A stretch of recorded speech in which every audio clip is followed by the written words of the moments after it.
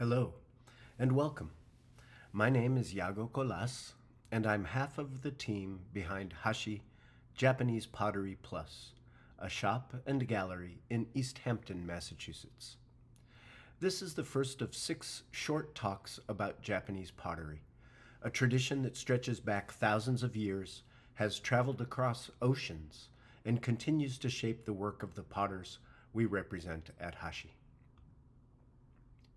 When people come into Hashi, they often ask us, what makes Japanese pottery unique? It's a question we love because it opens the door not only to craft, but to philosophy, to a way of seeing and of being in the world. The answer isn't just about glaze or shape. It's about a relationship between hands and earth, between fire and form, between maker and the person who will one day hold the cup. So over these 6 videos, we will trace the life of this tradition from its beginnings in Japan, through its travels across oceans, to the ways it continues to speak through the work of our potters here at Hashi.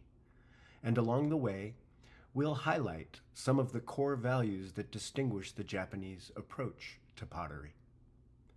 But let me begin with a passage about Japanese ceramics that struck me when I first encountered it as a perfect description of the work our potters at Hashi do and of why that work matters. It comes from this informative and beautifully designed book, Wa, The Essence of Japanese Design. Irregularity, imperfection, earth and fire in their elemental state, allusions, hints, suggestions of colors, thicknesses and shapes without the quest for completion, usually associated with aesthetic perfection.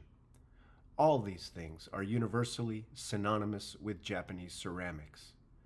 It is as if the addition of ash and solid lumps, the coarseness of the irregular surface, take us back, through the sense of touch, to the earth itself, the origins and mystery of creation. Human intervention, the hand of the master potter, is visible but silent.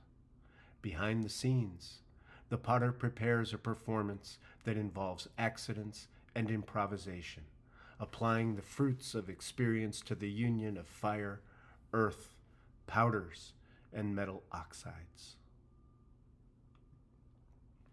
Thanks so much for being here. Please join us for part 2 as we continue our journey with a brief history of the very, very, very long tradition of ceramics in Japan.